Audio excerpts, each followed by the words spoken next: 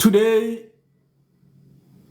the main trial got underway.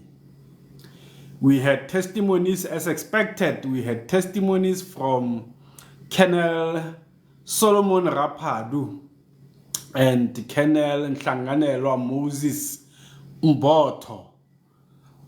And nothing new, guys. There's no breaking news on this live. There could be breaking news. I see there's breaking news on ENCA. There could be breaking news on Newsroom Africa or SABC, but there's no breaking news on this live. We've always known. Thank you, Babo. Thank you. We've always known, guys, that Kelly Khumalo has been fingered by Gongani, Ntanzi and Muzi Sibiya as the mastermind, or as the person who ordered Senzo's death or Senzo's murder. If you didn't know, we've always been saying it on this live. I was a bit cautious in saying it. I used to say it referring to the Netflix documentary, but my friend, my brother, captain of Flight 636 was more confident than me. Whenever I was mumbling and grumbling, he would come and say, "No, Pradeni, let's be clear about this. There is a leaked memorandum that was very clear as to where the direction of the case is going." So there's no breaking news, guys, for us. The only thing that I know people will try to use as misinformation,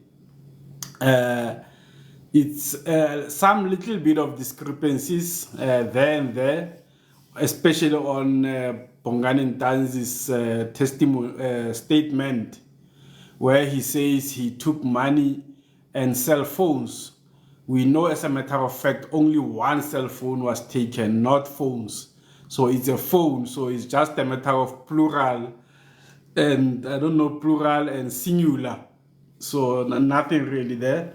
I'm not sure about the money, if people in the house testified if there's any money that was taken. But yeah, in his statement, he says he took money and cell phones. And then the other one is Muzi Sibiya, and this one we need to clarify.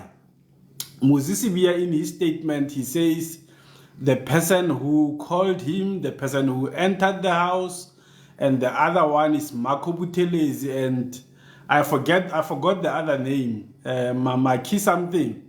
If you guys could quickly remind me of that other name that is being mentioned on the statement. Muzi Sibiya points at two people, and Brigadier Gininda already told us that Muzi was trying to Makimbi, yes, Makimbi, thank you, Makimbi Buthelezi. So Muzi says the people who entered the house is Makimbi Buthelezi and Marco Buthelezi. So let's not be confused, guys. Brigadier Gininda has already told us, has already testified that Muzi was trying to mislead the police and hide the involvement of accused number, I think he said accused number 4, but it could also include accused number 3, 4, 5. Probably because he knows their wrath. He knows accused number 5 can kill his cousin. So you wouldn't want to implicate that guy and mess up with his name. So Muzi was very careful. Now, this goes back to people who are saying the police drafted that statement for these guys and just called them to come and sign. It does not make sense. How on earth would police draft a statement that mislead them? Doesn't make sense. So that statement was given by Muzi himself, trying to mislead the police. He thought he was smart. Little did he know that Gongani Ntanzi is going to give out the real names. And little did he know that there is an affidavit of Simpiwe Buthelezi. Little did he know that there is an affidavit of Absalom Zungu. Little did he know that there is an affidavit of Skhumbuzo Zungu.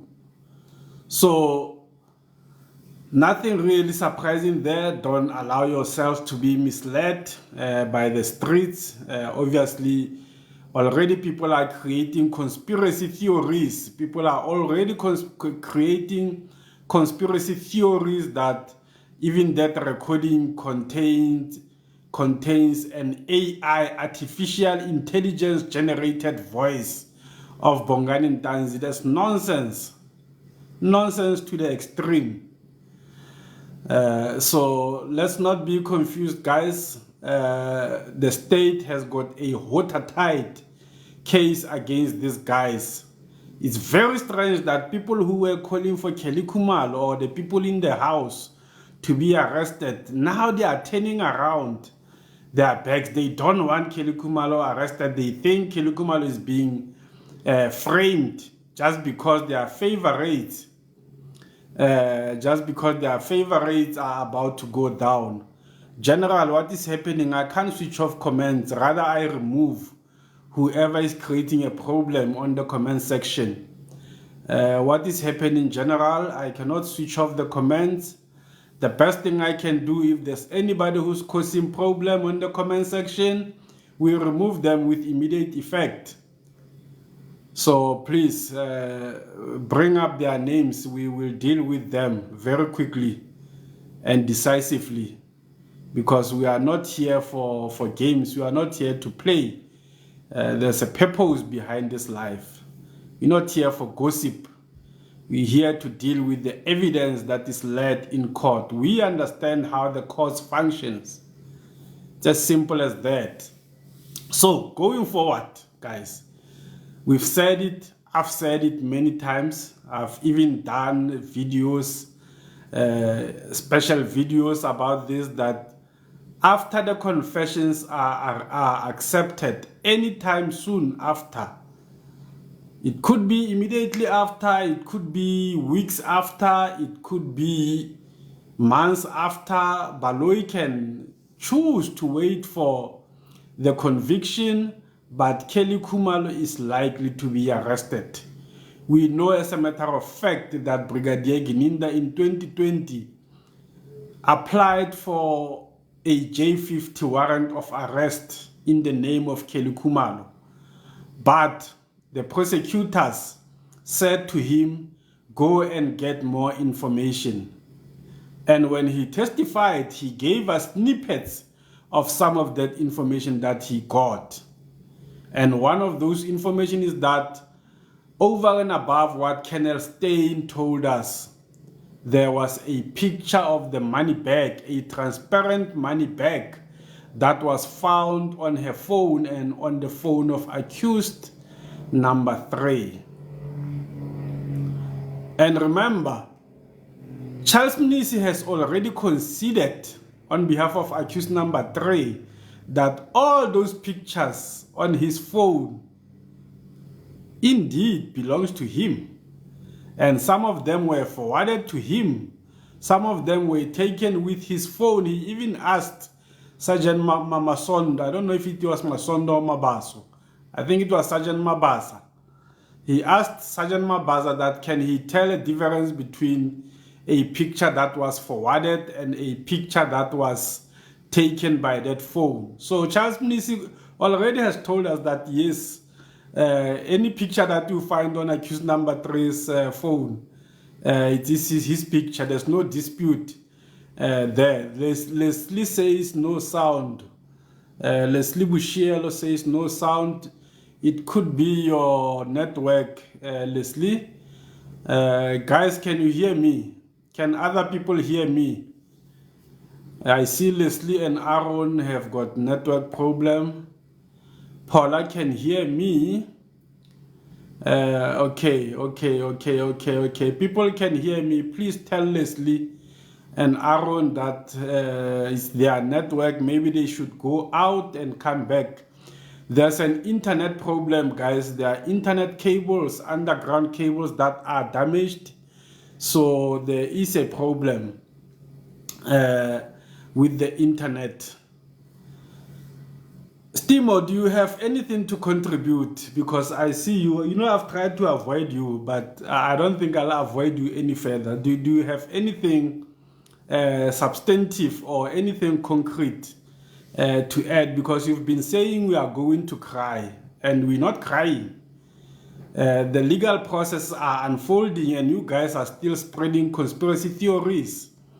And you guys are free elsewhere discussing us. We don't fight with you. We're not angry with you. But you still come and say we going to cry. If you've got something to add, feel free to come on the panel. We're not angry at you. We know you talk about us, say bad things about us in the streets, but we're not angry with you. The platform is open. If you've got something substantive to say in terms of the legal processes, in terms of the evidence delivered in court, feel free to request. We're not bitter with your freedom of expression. We understand you've got a right to express yourself elsewhere. So if you've got something to say substantive, feel free to come on the panel. We're still waiting for the cow. Obviously, it's not coming because now you buried yourself in conspiracy theories. So yeah, that's basically what happened, guys. That's where we are going. This is the trajectory that this trial is taking. There will be justice for Senzo at the end of the day. Police have investigated this case thoroughly. They have investigated this case thoroughly. People wanted Kelly Khumalo to be arrested on the evidence that did not exist. Now the police are giving us real evidence, hardcore evidence that was thoroughly investigated. We know, guys, as a matter of fact, that after Senzo passed away, Colonel Stein told us that Kelly Khumalo tried to wipe out her phone. Why do that? Everybody handed over their phones to the investigators and never attempted to do anything funny. Her, out of all, she decided to go into her laptop and attempt to delete the information on her phone, which we understand was an Apple product. We know Kelly Khumalo, after a day Senzo was murdered, went to do SIM swap on Senzo's phone. Colonel Stein told us. So there's no surprise here, guys. There's absolutely no surprise. People should not be hurt. Dineo, I know she's your favorite person. Left in France. Go out and come back again. I think it's a network problem. Dineo Machila, I know you really feel for Kelly. You really feel it cannot be her, but there's a lot of evidence, Dineo. There's a lot of evidence that is pointing towards Kelly, and she should be afforded, as a matter of extreme agency now, she should be afforded an opportunity to come and defend her name. And that's where I'm saying Baloyi and Gininda needs to make a decision now, because they cannot allow this information to spread around the country, Kelly Khumalo's name being mentioned, without her being afforded an opportunity to answer. When Ngomezulu was forcing Brigadier Gininda to read that affidavit where Kelly's name was mentioned, Baloyi said, no, it's unfair for that information to be made public before she is given an opportunity to respond to those allegations. So her name has been made public already, unofficially by Ngomezulu through Gininda, and today Rapadu and Mboto made it official that indeed that's what they were told by Gongani Ntanzi and Muzi Sibiya. So that's where the evidence is taking us, guys. We are simply following the evidence. We are simply following court processes. Nothing else, guys. Nothing else. Court processes, evidence. We respect the law. We respect our constitutional scheme. We respect our constitutional jurisprudence. When a ruling or judgment is made in or against your wishes, you don't go around and blame judges. You don't go around and create theories that people were paid. In court, the moment a ruling is made, those lawyers stand up and say, as the court pleases. But outside, there are people who are creating all sorts of conspiracy theories. And this is not a home for such theories. Here we know how our courts operate, and we follow the evidence, we analyze the evidence as it comes, and we simply come here to discuss that. Nothing more, nothing less. All right, guys, that's my introduction. In short, people can start requesting to come and share their views. 114 likes, 114,000 likes already. Thank you for that.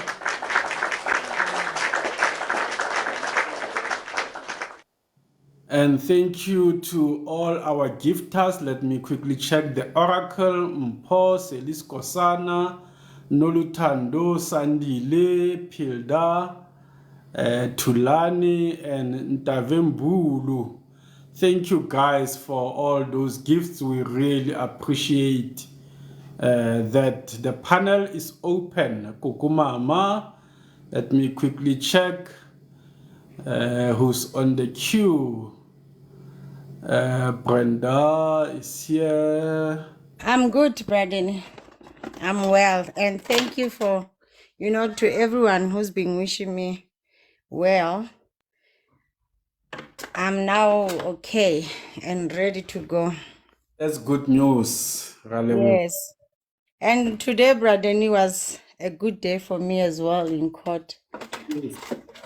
Yeah, because now, when I listen to these confessions, Braden, I realized that what Zandi said in court, that there were two shots were fired. That story does collaborate with Ntanzi's statement. And we did say, Brother Nuhore, Ntanzi seemed to be the new one in this group. That's why I think he ran when he had shots. He ran out. And again, I still remember I can't remember if it was Tabisen or Tabisen's friend who was sitting in the car, and the lady said, I saw one person passing after we had shots. I saw one person passing, and then the other followed. And my guess is that on the confession, when Ntanzi said he ran out first, I think that lady, if it wasn't type saying she saw that she saw Ntanzi first, then came out what's his name again, Braden? Accused number 3. It's number 3, right? Yeah, what's his name? Muzi. Yes. I'm not good with names. And Braden, even in Longo, there was a time when Longo said he ran out, and we said, if he said this person ran after him, why couldn't he catch on him and everything? Now it's explaining itself to say Ntanzi was also running. That one was running to for his safety or whatever he was running to, and Ntanzi was also running, trying to run from the situation, Brady. So I do see that they do collaborate. And again, we now had that the dissatisfaction of money led to the meeting, Brady. And you remember that accused number 3, Ntanzi said accused number 3 leaked information of this matter. So now I think when he said linked, it means he linked to the girlfriend, because remember the girlfriend was told about this. Yes. That's why he wanted to kill the girlfriend, Yes. Brady. So now it makes sense when Ntanzi said he was going to pay Lobola and he was going home. That going home, Brady, I think it was that time of family meeting. That's why he wanted to. I can hear myself. Okay. And Brady, I'm so relieved as well, because I can hear that Judge Rata is closing this case, Brady. Yes. Yeah, the man is really closing this case. And also what I heard, it was from Colonel Mbata, ne? It's Mbata. Boto. Mboto. Okay. Oh, here I go again. All right, sorry. The observations that he spoke You're about, not different from Rat. Ramos even complained today. maybe I'm his daughter. I'm her daughter. He's my dad, maybe. I don't know. Because he inspires me anyway. Yes. Bradeni, the observations that Mboto spoke about was how clean. He even said he was shining, Bradeni. Mm. I could see that if he was wearing but he was wearing jeans. He was clean, Brady. So it doesn't make sense when he said he was tortured before. He could have been bloody, Brady, because Yes. he said he was tortured. And again, Braden, for the question started, Sipile, when he asked what time was the knock, I felt like dying, because the man just explained that the man ate before they started. After Ntanzi ate, that's when he told him, I'm going to start writing. So I Yes. think the man, Ramasipilo, was not in court. He was not even listening. In any case, Brady, with Sibiya, Sibiya can lie, Brady. And for him, he thinks we can't hear the truth. There's lies in his statement and also the truth. And the truth does match what the witnesses were saying in court, that the people were pushing around each other. And he even said Kelly ran to Kelly ran to the bedroom. And Tumelo did say Kelly ran to the bedroom, Brady. Mm. How did he know those things, Brady? That's one thing that those statements have similarities, because I think if they were tortured, Brady, I would expect their statement will be same thing, dot to dot, because I don't think police will allow someone to say this and then the other says another thing, and while they are torturing them to tell the truth. I get when you torture someone, you are going to make sure that they tell the same story to the T. So that's why I'm saying that the confessions, brother, are really telling a big at this point. People should start realizing that this is the truth. And in this life, we've been saying a lot of times, Bradini, and we were even telling them, how were they positioned. We even we spoke about number 5 being a tribe and all that. But Bradini, what made me laugh today was number 5's face impression. The man is angry. Yes, indeed. He's angry. And number 3, when the confessions were translated in isiZulu, Braden, that man, he's when you see someone, like seeing horror, it's over. Like the face was telling you, the body language was telling you horror. It's done. When he heard that Ntanzi has really said it all, like the way it was, Bradeni. And again, I don't know if you saw Sibiya. Sibiya's head was under his, was just, in between his legs. Even the number 5, the first time. So Sibiya knew that, kuningi, and it's happening, Brady. Yes. Thank you so much. That's what I saw Thank and you. heard today, brother. Yeah. Thank you, Banda.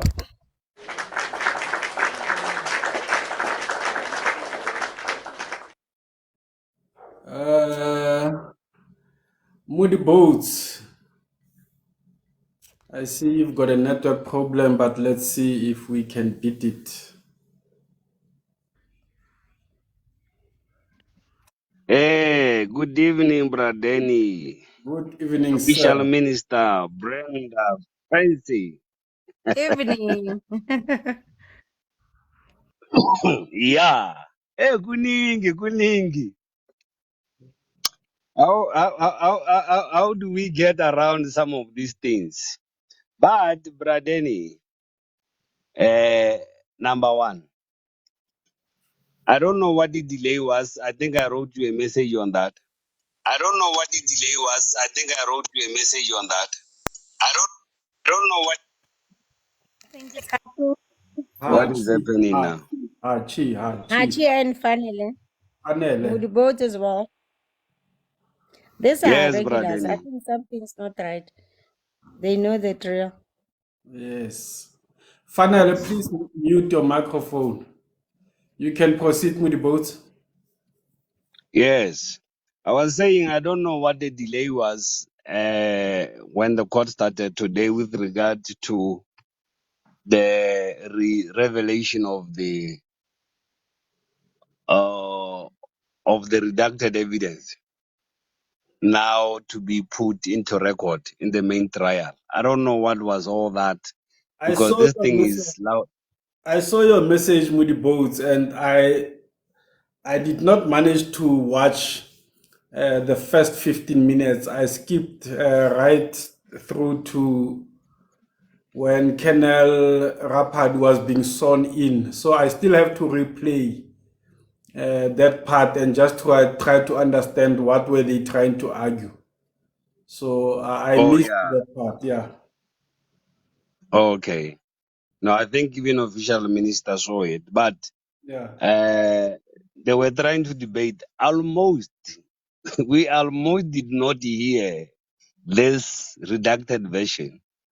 We almost, because Mnisi kept on reminding Rata that you made a ruling. A ruling was made that this redacted version, Rapadu cannot testify on it. But Baloi tried to show them that, listen, these things were redacted because we were still arguing their admissibility. Hence, we had a trial within a trial. Now that a ruling has been made that they be admitted, now we can read them into the records. So Rata was going on and about with Mnizi there about it. So, but finally, all the council, even Mshololo said, the procedure is that now they be put into record because they were blocked. They were initially blocked. So, it was just some 20, 25 minutes of wasted time there because this was straightforward. But anyway, Bradeni, number two, uh, the other thing that I observed, which I was in agreement somehow with Mnisi, was that we don't have the performers in the main trial. We don't have the statements in the main trial. Now, if you bring them into the main trial, it's new evidence in the main trial that is now led by the state. Therefore, we must be able to cross-examine on all of them. Mm. The trial within a trial is gone, is over. It was compartmentalized, watertight as they describe it. But now it's more like Rapadu is a new witness in the main trial. And in essence, he is simply saying everything from scratch all the way down. But Baloi read some authorities with regard to repetition. of that evidence, that it should not be repeated. It will be a waste of time. It must just be injected into the record. And Munisi was saying, even if that is the case, but we must be able now, we treat it as like new evidence and cross-examine on some other aspects, whether we did not cross-examine about them in the trial within a trial. But Rata denied that and said, give me authority on that, and Munisi could not stand the ground on that. So, but I still felt they should have been given, they could still go on and on about other things because it is now new evidence in the main trial. But with the absence of an authority, it was too bad for Mnisi. Number three, Braden, I want us to all agree. It is straightforward. These guys will be found guilty. It is straightforward. These guys were involved in this thing. There is no question about that. They tried to lie. They tried to lie in the trial within a trial about these confessions, but they are there. It is straightforward. The highlight of all these confessions, brother, is Kelly Khumalo. Is mentioned in all of them. And both of them show that it is a job to kill Senzo, and that the person who hired them is Kelly Khumalo, and even the amount that they charged or something like that. But when you read carefully these confessions, Bradeni, it's people who are simply saying, we have a job. We have been hired for a job. Like there is somebody somewhere who is the mastermind or who was contacting these guys on this job. In the first statement, Gongani receives a call from Mtoko. Mtoko Sizeni, who says there is a job. Bongani's confession, she has never met Kelly. She has never talked to Kelly. She just got into a job. She was subcontracted into a job.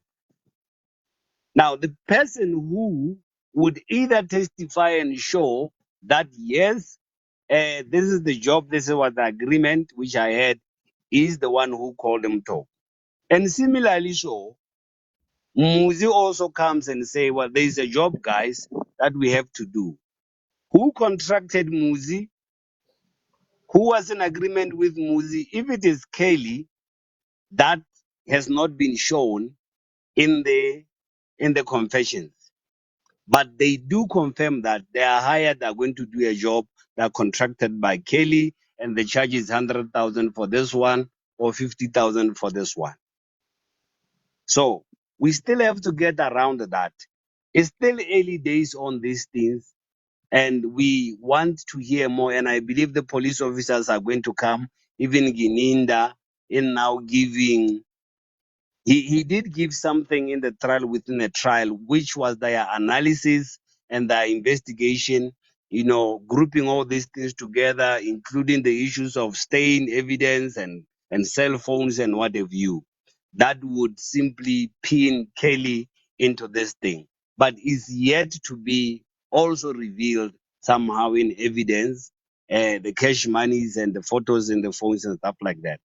I heard this guy Muzi saying, when they were on their way, Kasabata, Kelly Khumalo called them. And they responded saying, no, no, no, no, no, we are on our way. But Bradeni, I'm not sure if I had the evidence correct of staying. Though there were calls the next day,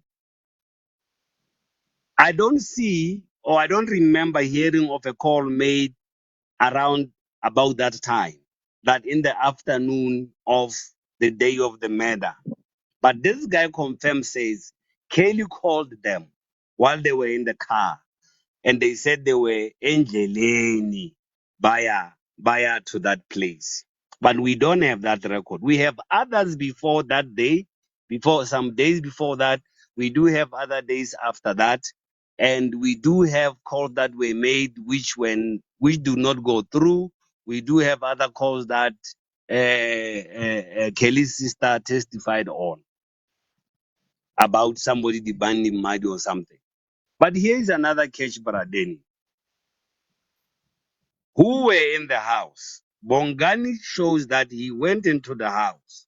Muzi was the guard, did not go into the house. And he said so in his confession that when they were discussing who will go into the house, he said, no, I will remain behind, I will stay outside. So I don't know who was identified inside the house there. And secondly, when they entered the house, Bradeni, there were 3 people there. And he says there was Kelly, there was Senzo, and there was this other lady. Where were these long words and boom tokozis who said they were inside the house after they have gone out to smoke? And now these intruders, these guys who planned that they will say it's a robbery. Now they went in, there were only 3 people. Kelly was there, ran into the bedroom and had to come back again. Where were these 2 guys? They are not mentioned that they were found inside the house.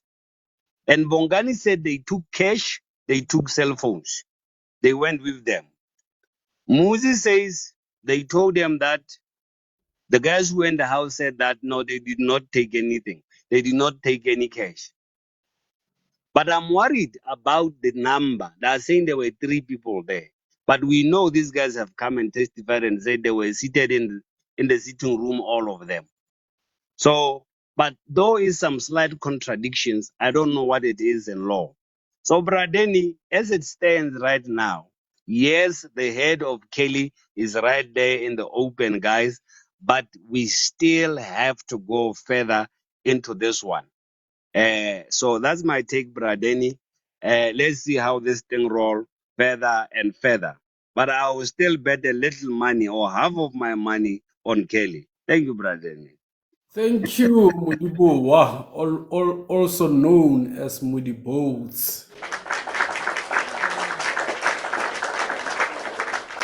And worry not, guys, the investigating team is going to come back to straighten the picture. This picture is going to be clear, this picture is going to be straightened as to what really happened on the 26th of October 2014. Official Minister, good evening, my friend.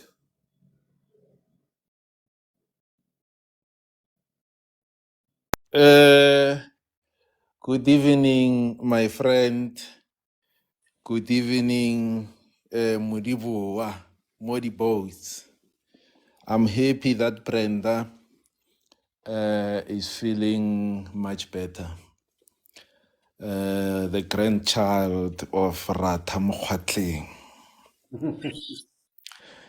Tandoloitu, my friend, Hachi and Fanele. Bradeni,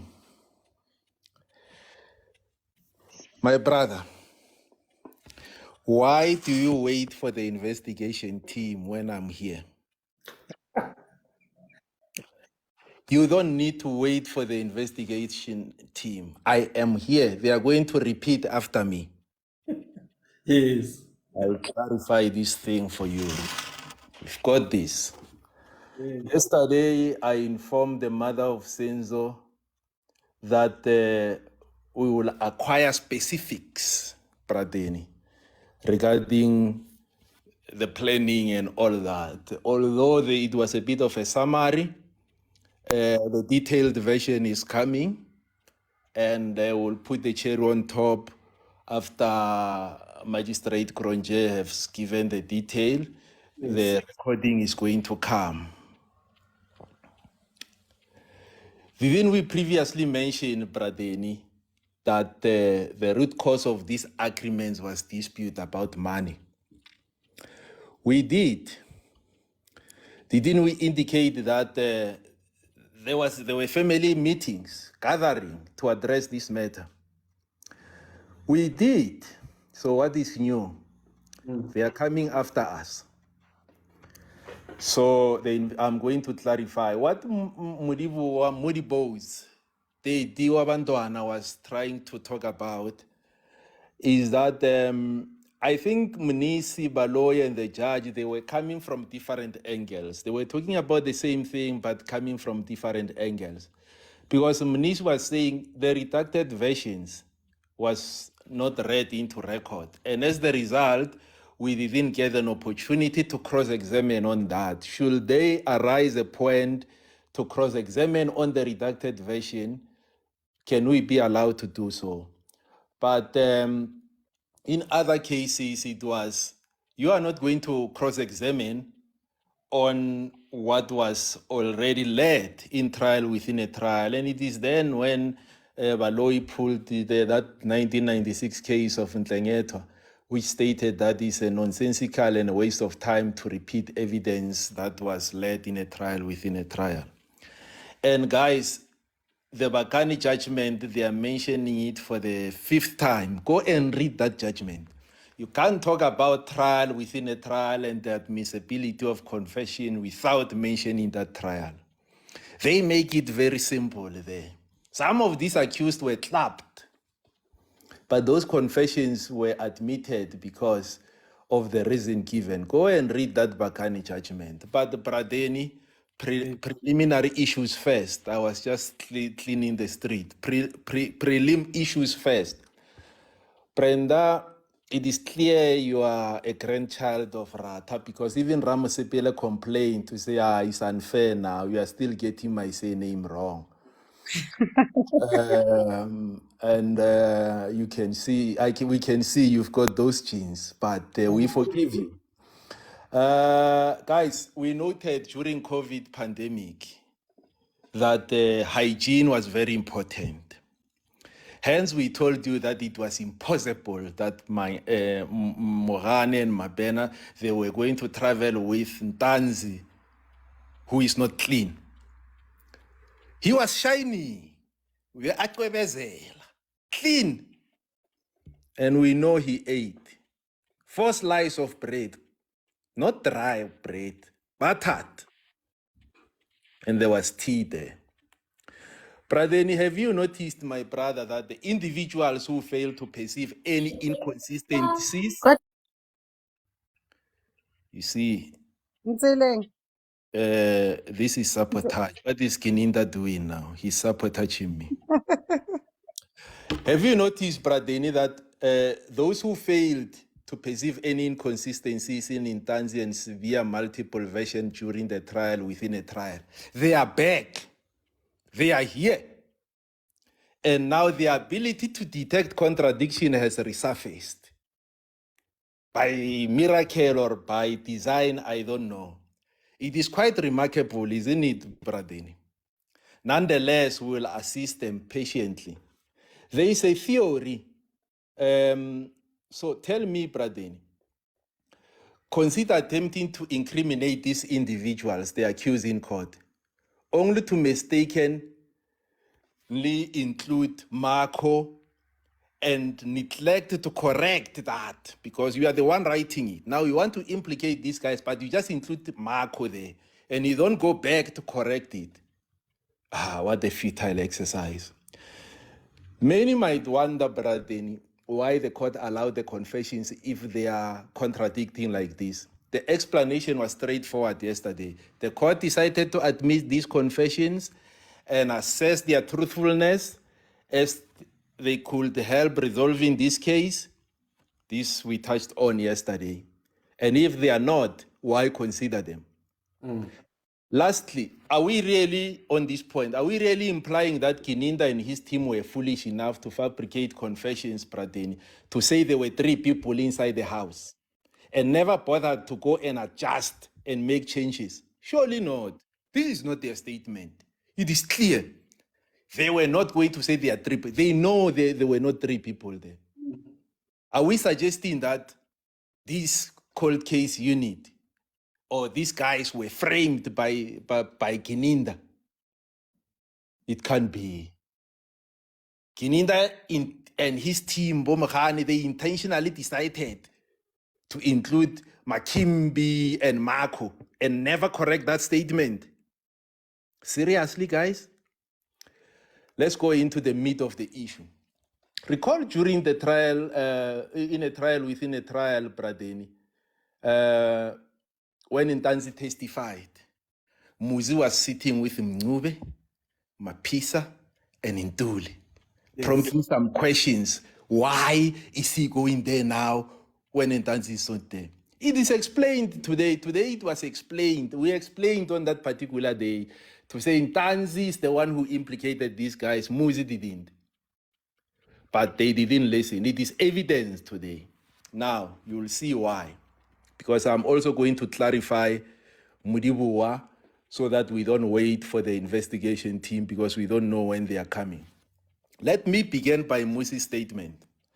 Remember, police mentioned that they received information from informers, apart from these confessions. And they didn't only receive the information and sit down. They investigated and the result was 99.9%. It is very important to follow this. One of the statements came from Simpiwe Buthelezi and Muzi's girlfriend, whom Muzi attempted to kill when he said, "I'm going to tell the police," is one of such people who gave information. So when Muzi was cornered to say, "We know you were involved in a Senzo Meyiwa case," he was confronted with this information implicating him in the murder of Senzo Meyiwa. He chose to confess, Pradeni, but only for himself. So this is where we clarify you, my friend Mudibuwa. He said, I'm going to confess because I see these guys have got me, but I'm not going to implicate everyone. Muzi, where he is today, is furious because he even protected Ntanzi. He opted, Pradeni, to reveal partial truth, fabricated decoy there and there for the other accused because he was mostly afraid of the other guys. I don't think he was afraid of Ntanzi. The narrative that Muzi's confession says contains elements of truth, more like conspiracy. You see, there is an element of truth in that confession, but it introduces incorrect characters. The script is almost the same, but they are incorrect characters like Marco and Makimbi, if I'm saying it right.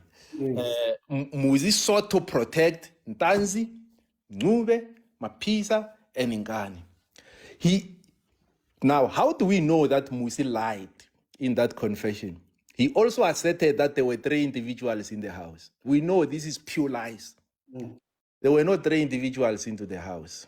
He said it was Senzo, Kelly, and the other lady. And nothing was stolen from the house. We also know this is pure lies. Now, let me bring in Ntanzi's confession. Now you'll then understand why I believe that version. Despite these efforts to exonerate Ntanzi, this is Muzi now. Ntanzi didn't follow the same pattern. He implicated everyone. Ntanzi implicated all others in the confession taken on the 19th of June by 2020 by Rapado. For those who followed the trial, it is known that Muzi claimed there were 3 people, but evidence shows otherwise. How do we know that there were 7 people in the house? We know Tletness was there, Kelly Khumalo was there, Zandi Khumalo was there, Tumelo Matlala was there, Mtogo was there, Longo was there, and there was a child. How do we know about this child? Mtogo told us that he pulled the child when the commotion started. So there were 7. And Zandi said there were 7. Tumelo said there were 7. So all these guys, they are corroborating what Ntanzi's statement is saying. Not only that, guys, the people who were in the house informed us that when the people came in, they requested money and cell phones. And I remember the defense asking Tumelo to say, did they say that in English or Zulu? But the bottom line is they said money and cell phones. What does Ntanzi say? Ntanzi says, yes, those people were right. Because it was Ncube who said he wants money and cell phone. And we hear that now. They asked who pulled the trigger. No one in the house knew who pulled the trigger. But one of the person who was in the house, who's in Ntanzi, said Senzo ran. And then they fought for that particular gun. And there were 2 shots that were fired. Now we know who pulled the trigger according to the confession ya Ntanzi. Ntanzi find a support in testimonies of these guys that I've mentioned, who's Mutoko, Zandi, and Tumen. And it doesn't only end there, guys. Kaya Ngaje told us that he saw Senzo. He never said Senzo, but it was Senzo was putting on a white thing. There were movements next to the window. Kaya saw that. And not only that, because when you go further, you'll then realize that Kaya said they ran to the park. Guys, that park is just a minute. I tried running from that gate to the park. I took about 60 seconds with Pradeni when we were running to the park. 60 seconds, you are there. It's not even a park, that thing. It's more like an open area, nyana, Yes. where people play. So it was on, it's a minute to go there. If you take more than a minute, you are not fit. Even my small child can take less than 60 seconds to get there. But then Kaya said the intruders ran there, which means on that particular day, it was known that intruders ran to the park. So how does Ntanzi know about these intruders? And how does Ntanzi know about what did they call the wrestling, Pradeni? There is a term that they were scaffold. Because according to Ntanzi, Senzo had a scaffold with Ngube before the gun went off. Now, it doesn't only end there, guys. What corroborate the Ntanzi's confession. Remember, people came here and said Ntabiseng got the wrong script. Ntabiseng told us that the first person ran. Who is that first person? Today we know it was Ntanzi who ran first. He went where? To the car to find who? Gongani there as the driver.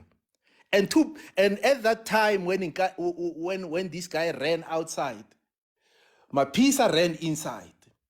And we can then conclude that it was Mapisa and Ngube who ran together.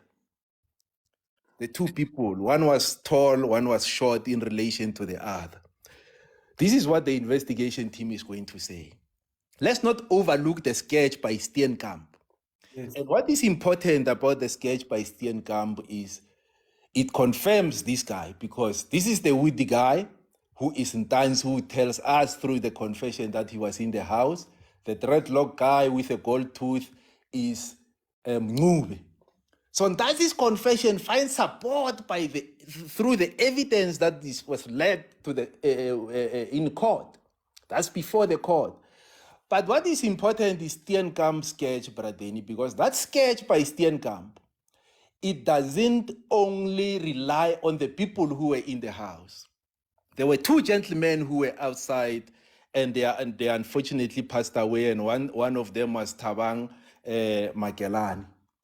Steenkamp tells us that he got also information from those guys in terms of the description. The description was not only limited to the people in the house. There are also other guys who are outside. Unfortunately, they can't come and give evidence. So I can tell you that the investigation team is going to come. If Kininda is going to come to sweep, Kininda will tell you that Muzi's confession has an element of truth. Muzi wanted to mislead the police. But because we are seasoned police officers, we refuse to be misled. We investigated. That was not a gospel truth. We investigated and found out he lied. Now, but in Ntanzi's version, it was proper. Now, that is why Ntanzi cannot sit very close with those guys, because he implicated them. But Muzi can, because this is a loyal servant. He decided to give himself over and protect everyone else. But Ntanzi decided to implicate everyone else and get a deal for himself. That's the difference between those 2 guys. Pradeni, last few things. Mgomezulu question about the signature, let me tell you where it's going. Gomezulu asked, why was it important to sign that statement? And the answer was, he must sign that statement because it's his statement. He is going to argue when Gronje comes to say, Gronje, this statement was not signed. And Gronje said there was no need for this statement to be signed because it's not in isolation. This is an annexure. Instead of signing, there were initials on the statement, and the signature is at the end. That is what Mkomezulu is going to ask. But will he survive? He's not going to survive because we have got Advocate Baloyi and Advocate Sibanda there. And I'm here to give the other one a Vaseline and the other one a pen and a notebook. Now, magistrate confession is going to be details. Now, to the people, abantu base Davidton, I'm not going to let this go away. People of Vuta, Pradeni, another name for Davidton is Vuta. People of Vuta at Davidton. Some they call it Utivamtwana. Did Ntanzi sleep by the hostel near Esquire? Pradeni, in Davidton there is what they call Esquire. So I want to find out if Ntanzi slept in that hostel. Because, and if he slept there, we must do something about that hostel, guys. Pradeni, this is my contribution, my brother. I think I've clarified all the confusion. People must, you cannot have them both. If these guys were implicated, the investigation team had an opportunity to cook these statements to be the same. If they were not implicated, one is lying, and I'm telling you, Muzi is lying. I could see, those who could see, read emotions. Judge was even laughing at some point, and I'm like, Rata, you have been dealing with people for 50 years. You know how they operate, my man. This is exactly what they have done. They wanted to mislead the police. They could have misled Bomakubo and others, but not this team. Thank you. Thank you, Flight Captain, Official Minister.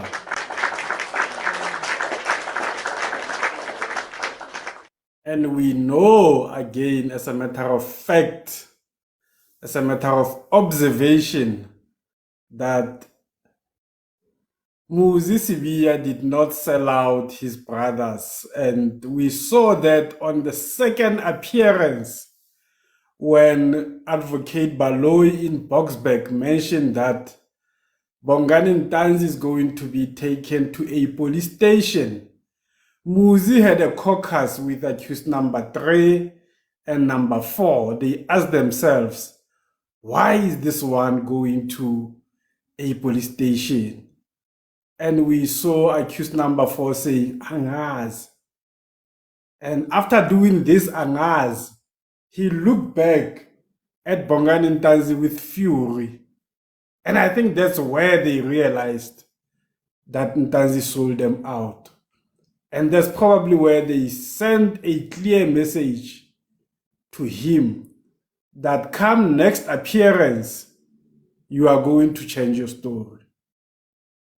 Either you do that, or Zogudlus, or Zog, whatever that means in Zulu, you will be finished.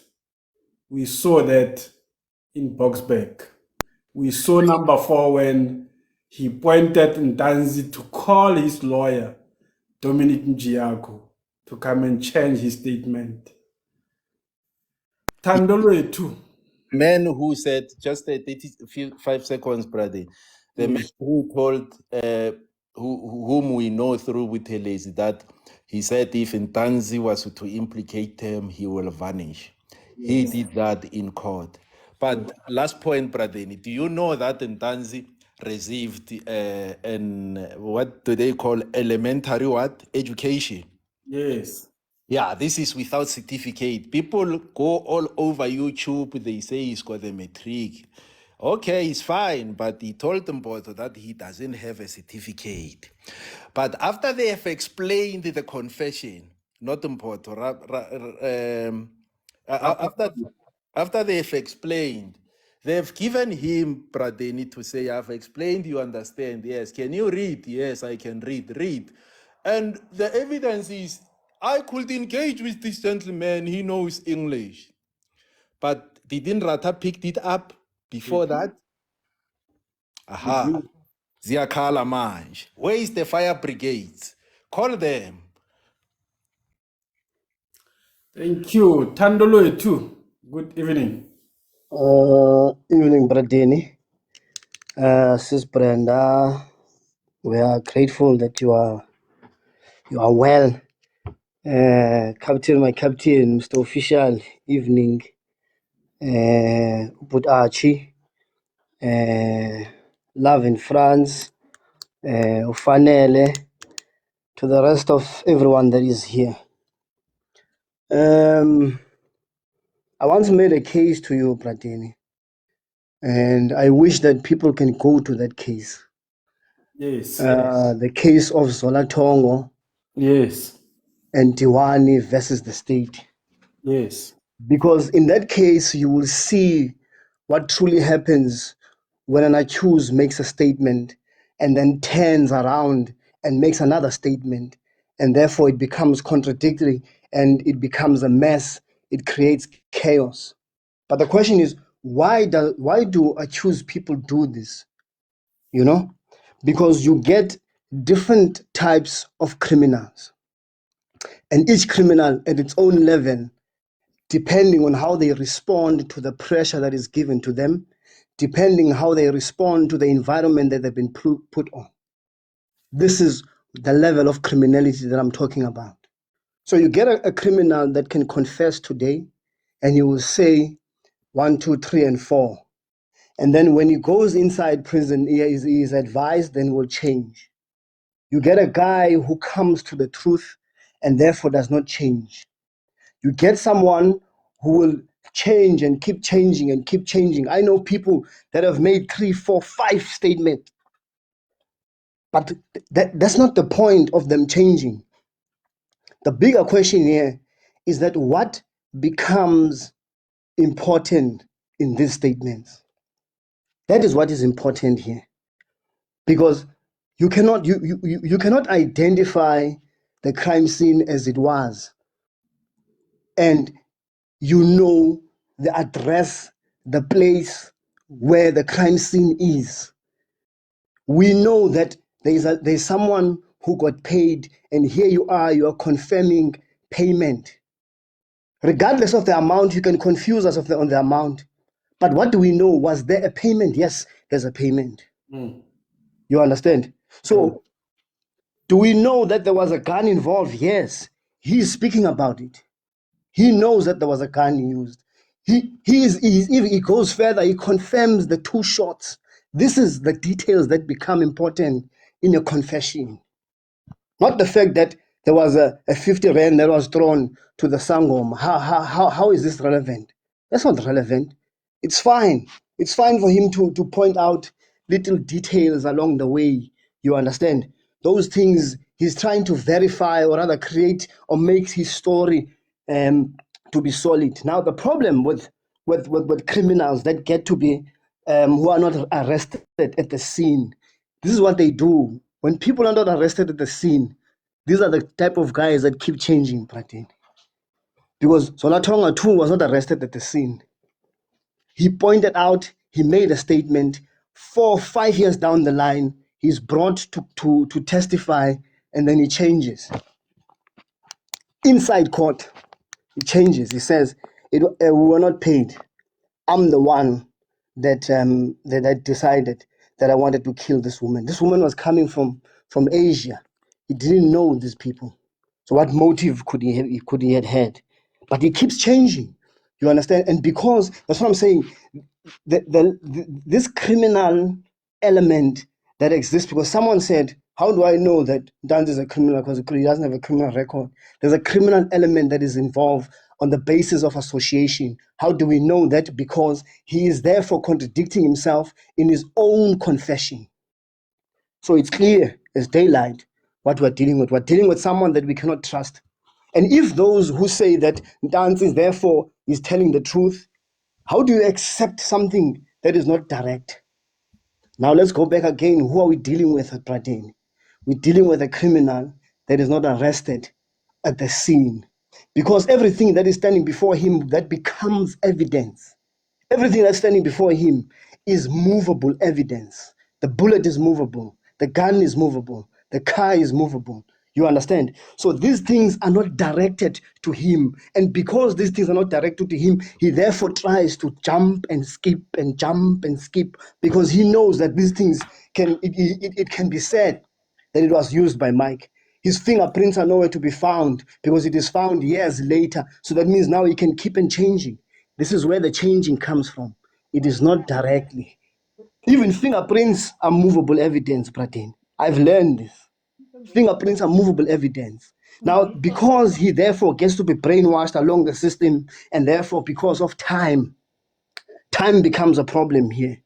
He therefore convinces himself that whatever happened during that day did not happen. And here he is arrested. And here he is, Genindi picks up, he knows that this guy is therefore misleading. And on the basis of misleading, goes and investigate and comes back with the truth. That is what we have today before the court. That is a criminal element that is standing before us. So how does now we are going to ignore so many factors that this movable evidence is pointing at these people, that these people that are standing before the court who made a confession are saying the things that the evidence is pointing at? How is it possible? I stand there, Brandine. Thank you, Tandolwe, too. Oh, Always articulate. and Kandole, to the answer, it's not possible. Indeed. And we've just passed over 326,000 likes. Thank you for that, guys. And we've got Mrs. Ginimda in the house. And thank you to our gifters as well. Let me quickly acknowledge the top 5 gifters. Mini Deco by Zanele. Thank you, Mpo. Thank you, Ed. Thank you, Nontle. Thank you, Tesh. And all other gifters who follow on that list and the list of the panelists. We really appreciate your support, guys. Hachi from Kwampetu Yajiga. Good evening. Good evening, Bradeni. Good evening to everyone. Let me welcome also the granddaughter of Kanya, the grandchild of Ratam Hotli. Thank you. You are welcomed. Bradeni, I won't be long. I am just happy everything is coming out as expected. Yes. It's just everything is falling into place, everything is fitting where it's supposed to be. Meaning, at the end of the day, we will see, these guys will see permanently the gates of Hosimampuru prison, the gates of Mbongweni in Kokstad. That's where they belong. Yes. To go sit there at Mbongweni in Kokstad and relax there. See, Pradeni, quickly, here are my fears. Here are what I was thinking during the day. When this trial started under the judge who was sick, I just forgot his name. Judge Maumela. Judge Mahumela, thank you. When this trial was started, Kelly Khumalo instructed a lawyer for a watching brief, which Yes. was that lady Musami or something like that.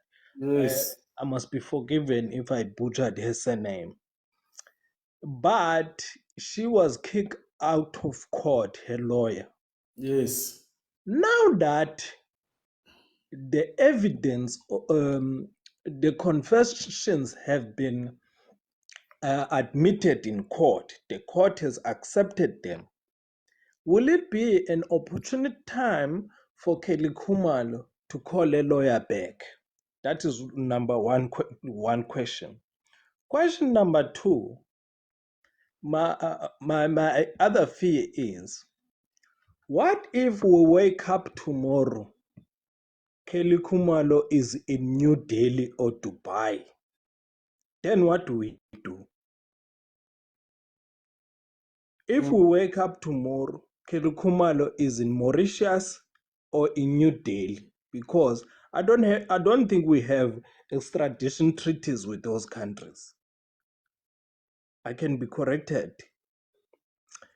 After this confession today, I was thinking to myself, hey, Mr. Prosecutor, I wish a private investigator or a private police are standing not far away from Kelly Khumalo's house, watching her every move she takes, because highly possible that she can wake up tomorrow in New Delhi. She can afford, now she afforded 100,000 to eliminate someone's child. Thank you, Braden. I wish this question would be answered. Other than that, I am happy with everything. Thank you, Hachi. Just to deal with your first question, this is my opinion. I think yes, if she wants, now this is the right time for her to have a watching brief back in court, because the reason why the watching brief could not be allowed before Judge Chifua Maumela was because she was on the list of the state witnesses. And if you are a witness, you cannot come and listen to other testimonies, because you are going to tailor your evidence according to what you have said. So that was precisely one of the main reasons Magdalene Munsami was kicked out of court. Now that Kelly is no longer a witness, but rather now she is implicated, she can have that watch brief, but it obviously may not be. It may not be, it could be Magdalene Munsami, because something strange happened after Magdalene Munsami was kicked out of court. After some few months, the trial continued. Later on, Magdalene Munsami withdrew as an attorney of record, and Yes, quite true. strangely, we had a lady parading, doing the rounds here on TikTok, calling herself a defense attorney from Devon. So we don't know if there's any correlation to that. We were just mentioning some of these things that happened. But yeah, the long and short is that she can have that watch brief back in court if she so wishes. And on the second question, it's possible it's possible that possibility cannot be ruled out. We do have an extradition treaty with Dubai, if I'm not mistaken, but their processes can take long. I think there was a treaty that was signed 2 years ago with Dubai in an attempt to extradite the Guptas. New Delhi is part of BRICS, so I suspect there would be an extradition treaty as well. But personally, I don't think Kelly would attempt to flee the country. I could be wrong. She's a very brave woman. She wants people to believe that she's got this thing under control. She's confident that there's nothing against her. She's confident the same way as my brother Mutusi is confident that there's no evidence against her. She will be acquitted.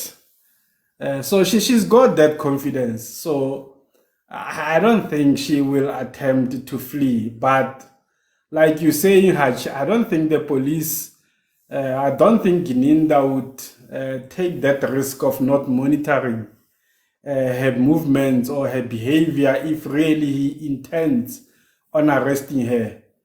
If Brigadier Gininda has got intentions of arresting Kelly Khumalo, then there are high chances that her movements are being monitored. But again, sometimes we give this SAPS guys credit and they disappoint us because we thought they were monitoring Nandipa and Thabo Bester after they spoke with Judge Edwin Cameron after the fake death at Thabo Bester, after the fire incident. We know SAPS met with the Inspectorate for Correctional Services, Judge Edwin Cameron. And by that time, the police were aware of Thabo Bester being somewhere out there. One would have expected them to monitor Nandipa, not to skip the country, but ultimately Nandipa skipped the country through Mozambique or Zimbabwe or wherever up until Tanzania. And we had to spend over $1 million to bring them back. One would have expected that Pastor Bushiri, Shepherd Bushiri, would be monitored 24/7. But he skipped the country, and even to date, we don't know how. The president came here and the president left. After the president left, Bushiri was nowhere to be found. And the president said, I came for my own things, so don't ask me about Bushiri. So it's a difficult one. I don't know what Gininda would want to do with this one. But we will see. But personally, I think Kelly would stay around to try and clear her name. So, yeah, we will see. Thank you, Braden. You read my mind, because these things of Kelly skipping, because we have experienced this. Nandipa took short left to Zimbabwe. Shepherd Bushiri, he's gone also. He even said one of these days, South African authorities are jealous of him. You see, after messing like this, he's gone. Are you with me? Yes. And then now this lady, she can also do the same, because she can afford to do that. You see, she can do the same and take her kids gone tomorrow. Then what do we do? Or else, because now there's this thing, this mental illness of depression, or else she could eliminate herself. Those were my fears. Are you with me? I know she is brave. Bradeni, one of these days, not so long ago, she said, "Nisazongibona kahle nina, nina anindas." What does that mean? Yes. Thank you very much. From Kwambedu Yachika, we appreciate Pastor Thank speak. you, Hachi from Kwambedu Yachika. Yes, even the Guptas are gone, and we were supposed to have been monitoring their movements, but they just flew out just like that.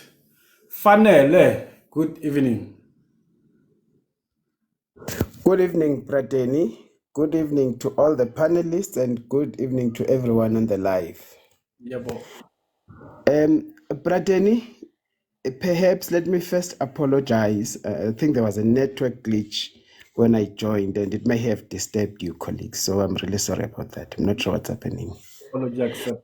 The second thing, Prateni, perhaps as a way of suggestion, if you could consider maybe having a structured way of debating here, maybe capping each panelist time per an opportunity to speak to like 5 minutes, so that we keep it structured and more productive. Yes. But let me then get back to the main issue. The first issue I want to deal with quickly is the issue of the earlier debate, the first debate in court, which you said you missed. So remember, Prateni, the rule around trials within trials, the evidence that is laid there. The rule is that, the law actually is that in the main trial, that evidence must be transferred or injected into the evidence of the main trial. Now, the issue that Advocate Muzi brought was, yes, but remember that in some of these statements, there was material that was redacted or left out. And now, if it is simply injected into the evidence of the main trial, they would not have had the benefit of cross-examining the witnesses. So that part of the evidence would not have been tested. And I think the judge made an incorrect ruling, but because Judge Rata has ego issues, he did not admit it verbally, but he did later realize it when Advocate Muzi came back to say, but that is actually the point that I was making, that on the issues that were redacted, we need to then have an opportunity to cross-examine the witnesses on those issues. And he just let it slide. He did not then come back and say, look, I got this wrong, colleagues. You can actually cross-examine. So that was the first issue. Now, Pradeni, when I last spoke here, I said Yinzumanzumanele, and I think you colleagues are going to come for me after my comments. But please be kind to me. I have to run 50 kilometers tomorrow morning. I'm preparing for the comrades. So please be soft on me. Don't be hard. Now, for me, Bradeni, this is more confusing, actually, the way I follow the evidence. I'm not going to venture into speculations. How I'm following the evidence right now is, as of today, we have 3 shooters of Senzo Meyiwa. Now, the eyewitnesses said it's actually Ntanzi who shot Senzo. I think this was Kelly Khumalo who said this. Muzi Sibiya mentions a Mako guy who's apparently dead. Ntanzi mentions accused number 3 as the shooter. So you now already have 3 shooters. But it does not only end there. The one issue for me that is going to be crucial in resolving this issue, Bratini, is the witness or the confessions that have been made need to align with the evidence that will be laid before this court or that has already been laid. Now, if you look at it, number one, we still don't have an explanation, assuming that there were intruders in the house. We still don't have an explanation of why the people who were in the house would then tamper with the crime scene, wipe the blood off the floor, and all of those things. This is one of the main issues that the court needs to make a determination on. But put that aside, we now have an interesting version from Ntanzi's confession. He says that they went in, they demanded cell phones, and they actually went to collect cell phones and money, which was later taken from him by, I think, one of the accused or the people he was with in the car. But his partner in crime says actually nothing was taken. So this is now already 2 contradictions. And I think this is deliberate, Brateni. And this is where I think you colleagues are going to come from me. You need to understand the clever mind of a criminal. We did a course back at Varsity, Criminology 101, where we went into understanding how the brain of a criminal works. If your explanation to the court is too perfect, you run a risk of that explanation not being believed, because there is no such a thing as being too perfect. That is why I think it's actually deliberate that the witness statements, the accused confessions are contradicting each other. I think this was a deliberate effort to hide or to try and run away from any allegation or accusation that these statements may have been prepared by the police. And it's quite interesting that the one person whose confession is believable is the one guy who does not have any previous conviction. So his testimony is likely to be more believed. He is the one guy who was more likely or who had more to benefit from making a deal with the state. I'm saying this in inverted commas because none of it has been proved. It's just evidence that has been submitted so far. And I think that's another point we need to make. There is evidence that has been laid or that has been presented to court, but we have not yet reached a stage where we can call it proof, which is the standard that the prosecution needs to meet in order for the accused to be convicted. There's something that the minister, official minister said, which I don't necessarily agree with. He says, accused number one, when he was arrested, was confronted with information that may have been obtained from either the girlfriend or the friend of accused number one. But that is not what the evidence of Sergeant Mukhane, if I have her name correctly, was. Sergeant Mukhane told the court that they went to accused number one on the charge of the possession of drugs case. And while Sergeant they were busy... Mokgola, Fanele, it's Oh, Sergeant sorry. Mokgola. Apologies. Sergeant Bukhola, yes. And while they were confronting the accused with that information, he then, out of the blue, and this is one of the most bizarre things about this case, out of the blue, he said to them, oh, by the way, I have something to do with the Senzo Meyiwa murder. It's still No, something that I need Fanele, to get. because Yes, Braden. because you are going to exceed your 5 minutes that you suggested that. You We applied must, that rule to me already. no, I'm Okay. not. I'm not. I want to suggest that we engage you as you go along so that we can Okay. clear certain things. I think we can have quick wins between the Okay. two of us. Okay. It did not come out of the blue. Sergeant Mokgola testified that she asked him about the Senzo Meyiwa murder. So it was coming out of Sergeant Mokgola asking him, and Muzi answered by saying, yes, I have knowledge. And Sergeant Mokgola testified that she asked him, so why did you keep quiet so long when the wrong people were being arrested? And she said Muzi's response was that I knew one day I will have to take responsibility. So it didn't come out of the blue. We can proceed. Okay. I will not belabor it because I may have misunderstood Bradeni. Hence, I But said it's a quick win between the two of yeah, us. Yeah. yes. But the one thing though that is bizarre is these guys are supposedly seasoned contract killers. And it doesn't sit well with my mind. I'm not comfortable with a suggestion that a seasoned criminal would just easily admit to a crime without being cornered in a certain way. But I suppose we still have a long way to go. We will, get this evidence unpacked. Maybe there will be something that makes sense. Yeah. The last thing I wanted to just deal with, Braden, is also the modus operandi of these allegedly serious, these guys are serving serious sentences for serious crimes. But how they went about with this killing is quite strange, if not bizarre. They don't shoot Senzo, who was clearly, if we accept that Kelly Khumalo was indeed the mastermind. On that day, Senzo spent a lot of time on the road, which is how these guys normally operate. They kill someone while it's a drive-by shooting. It's not easy to trace. They did not do that. They opted to wait for him to go to a particular place where it's enclosed and they are more likely to be caught. But not only that, there are Kelly's children in the house. The family is there. Why would they decide to kill him in the house? This doesn't make sense to me. Again, I'm open, to the process unfolding and, maybe convincing me otherwise. But it doesn't sit well with me that the witnesses themselves were in the house now.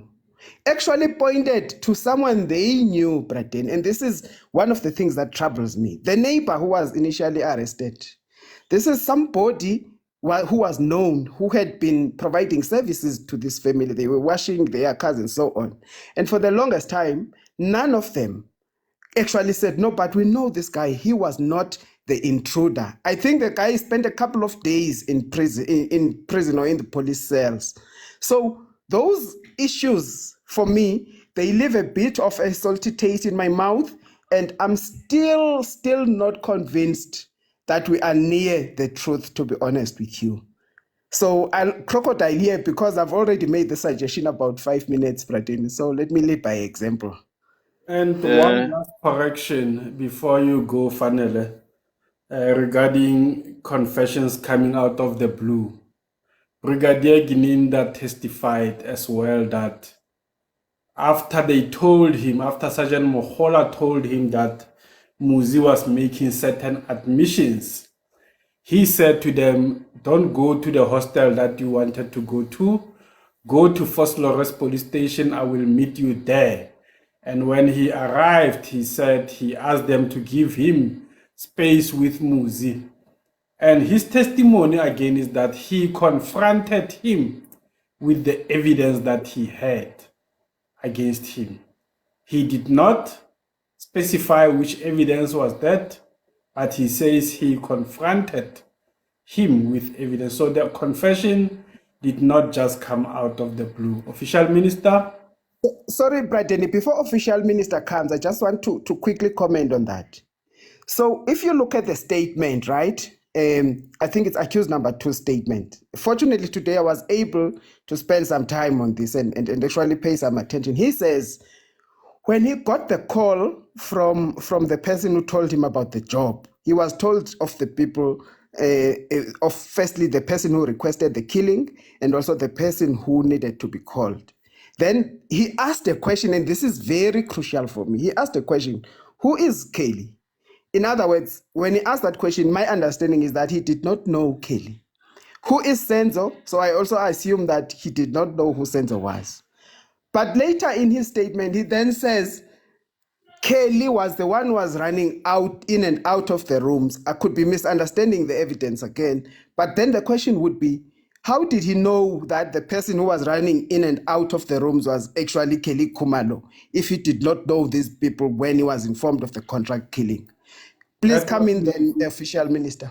That was Muzi's statement. I think you're confusing it with Gongani Ntanzi's statement. Oh, okay. I seem to be confusing a lot of things. Yes. Official Minister? Don't worry, Fanele. We'll work together, my brother. So I just want to clarify something. Thanks for your submissions. There are 3 shooters, you said. Who's one shooter?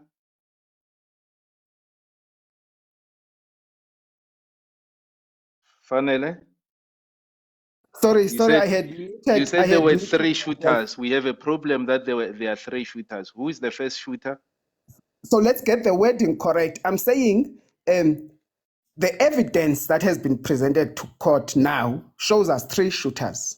Okay, The first one is Gongani Ntanzi, as per one of the eyewitnesses. I think it was Kelly Khumalo who actually pointed and spoke to him on the dock. The second shooter is this Mako guy who is supposedly dead. The third shooter is accused number 3, according to accused number 2's confession statement. Okay. Thanks for that clarity. I think you misdirected yourself there because the gunman is the first person who entered. Ntanzi, there are some that they say they saw him holding something that looks like a knife. There is no evidence before court that suggested that Ntanzi pulled the trigger. It was the man with the dreadlocks and a hat. So we have 2. And Ntanzi's statement corroborate those who were in the house.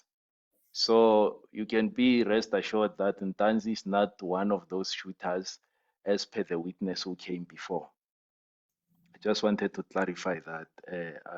I think I used the right time. You misdirected yourself. Yes. So we can move on to the second point. Witness pointed the wrong guy. Yes, you are right there, my man. Witnesses pointed the wrong guy, and those witnesses are not the state witness. We know who they are. They are not the state witness. They will have to come and answer why they pointed the wrong person. If you listen to the statement, he said, as I was collecting cell phones, the question is, how many cell phones did he collect then? Or did he manage to collect? Because there was that commotion and all that as he was collecting the cell phones. Think we need to clarify on that.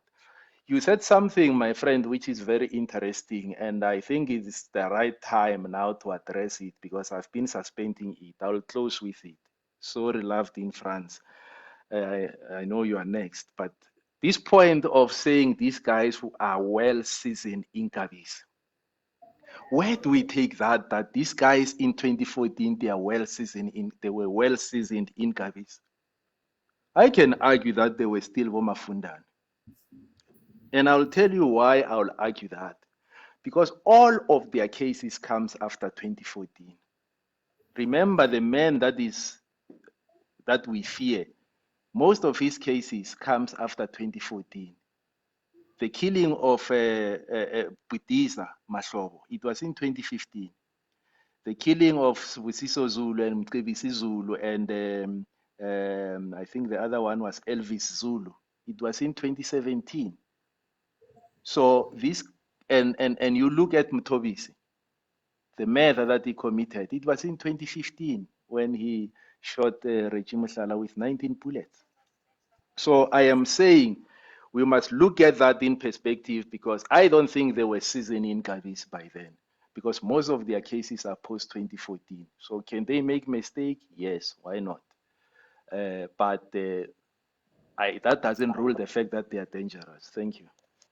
So a question for me then, official minister, is sorry, Prateni, on that point, how do they then get contracted to make this murder if they are not seasoned? Why would someone just take a chance with them?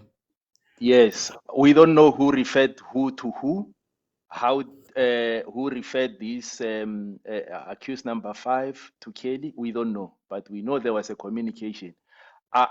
Without the evidence of who referred who to who, we wouldn't know.